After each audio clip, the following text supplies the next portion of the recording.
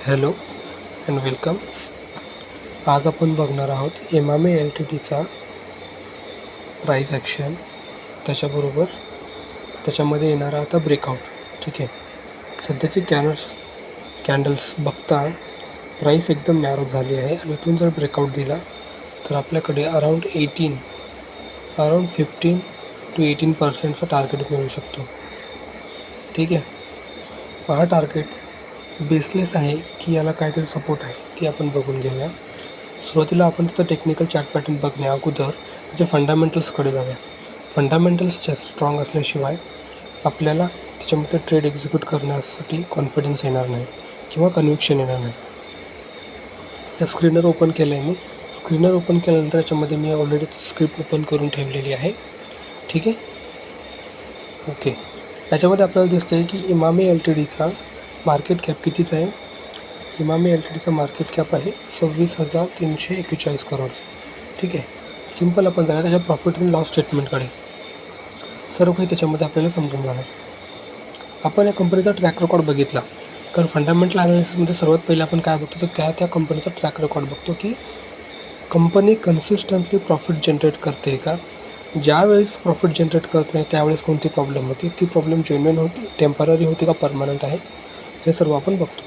तर आपण बघितलं मार्च 2014 ते आज मार्च 2025 कंपनीच्या प्रॉफिटमध्ये कन्सिस्टंटली ग्रोथ आहे. ठीक आहे, 400 करोड, 500, 600, 700, 700, नंतर हा 2020चा कोविडचा त्यामध्ये थोडासा ब्रेक आला. त्यानंतर 800, 900, देन अगेन 800, 950, 1000. या फायनान्शियल इयरचा 2025चा highest ever net operating profit त्याने पोस्ट केला आहे. त्याचबरोबर त्याचं नेट प्रॉफिट जर बघितलं आपण तर आपल्याला दिसतं 803 रुपयाचा हायेस्ट एवरचा नेट प्रॉफिट त्याने आजपर्यंत पोस्ट केला आहे. मग एवढं कंपनी जर हायेस्ट एवर प्रॉफिट जेव्हा पोस्ट करते आणि त्याची बॉरिंग बघायची म्हणजे लोन, त्याची बॉरिंग बघायची का म्हणजे लोन चेक करूया. एक मिनिट, त्याची लोन्स एकदा चेक करून घेऊया आपण. ते लोन्स चेक केल्यावर आपल्याला समजेल किती बॉरिंग आहे त्याची. या महिन्यात त्याची बॉरिंग किती आहे.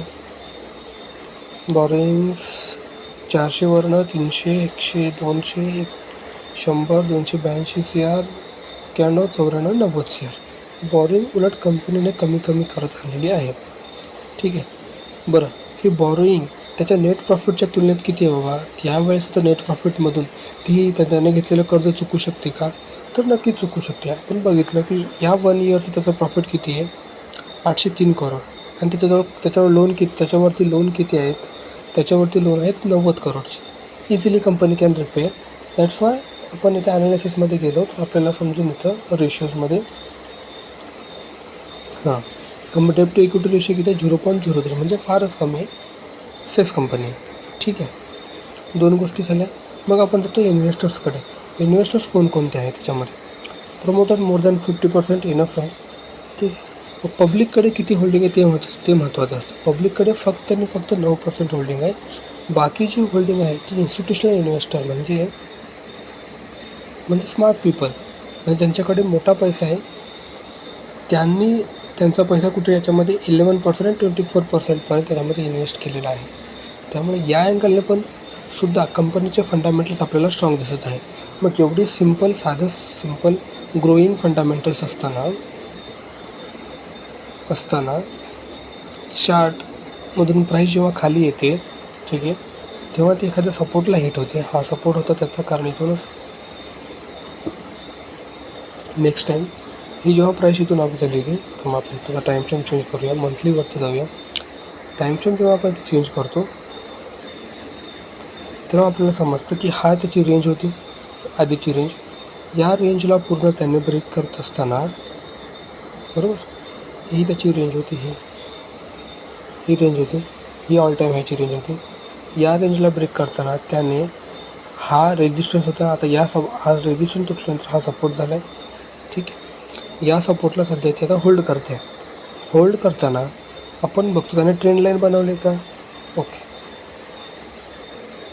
विकलीवरतीच्या अगोदर एक मिनिट आपण जर विकलीवरती बघून घेऊया. विकलीवरती त्याने ट्रेंड लाईन बनवली आहे का. बनवली हवा. ठीक आहे, चला सिंपल साधी ट्रेंड लाईन आपण ड्रॉ करू शकतो. ही वाली. ठीक आहे, याला नाही कन्सिडर करणार आपण, ही वेगळी आहे. ठीक आहे, हां ओके.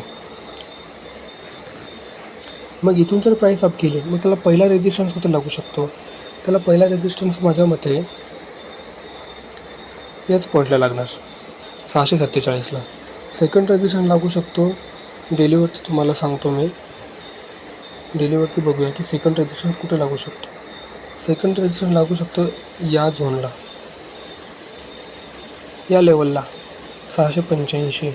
650च्या ॲव्हरेजनंतर 685, 675, 685 नंतर हा जो एरिया आहे या एरियामध्ये लागू शकतो. कोणता वाला एरिया? हा वाला 750चा. ठीक आहे, पण आपल्याला टार्गेटचा इथपर्यंत ठेवायचं. कितीपर्यंत?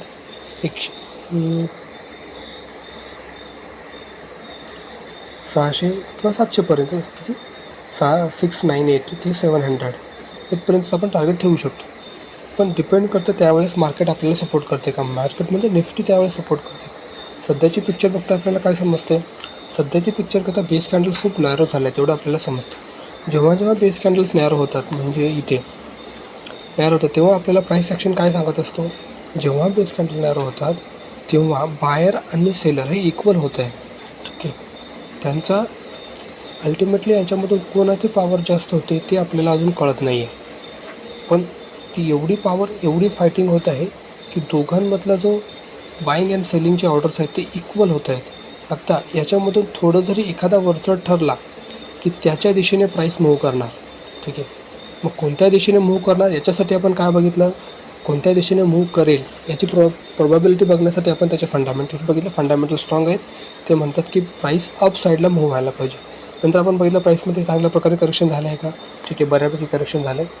किती पर्सेंट प्राईस डाऊन आली होती? 38%. 38% ती करेक्शन होऊन अजून अप केली होती, 20% अप केली होती. त्यानंतर आता ती 27%ला करेक्शनच्या पॉईंटवर आहे, टॉपवरनं, एकदम टॉपवरनं. ठीक आहे, सो याच्यामध्ये प्रोबॅबिलिटी जास्त कोणाची आहे? अपसाईड जाण्याची. बरं, मग डाऊन साईड आल्यावर आता आपण रिस्क बघून घेऊया. याच्यामध्ये डाऊन साईड आल्यावर किती रिस्क आहे? माझ्या मते ही कंपनी स्ट्रॉंग आहे. मी अशा कंपन्यांमध्ये इन्व्हेस्ट करताना मी डाऊन साईडची रिस्क तर बघतोच. जर शॉर्ट टर्म ट्रेड एक्झिक्यूट करायचं असेल तर त्याच्यासाठी मी स्टॉप लॉस ऑब्वियसली या रेंजचा ठेवणार. कारण या रेंजच्या खाली आलं की आपण तिथे स्टॉप लॉस लावू शकतो. ड्रॉ करून देतो आणि स्टॉप लॉसची लाईन डन. हे झाली आपली एंट्रीची लाईन. एकतर तुम्ही इथे एंट्री घेऊ शकता किंवा इथून जर ब्रेकआउट दिलं थोडंसं वरती पण एंट्री घेऊ शकतो. पण माझ्या मते मी इथेच एंट्री घेतो on the current market price. ठीक आहे,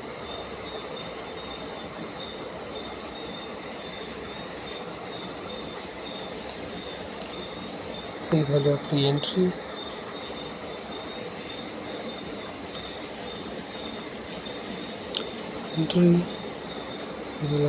एस एलला वरती घेऊन जाऊ एस एलला.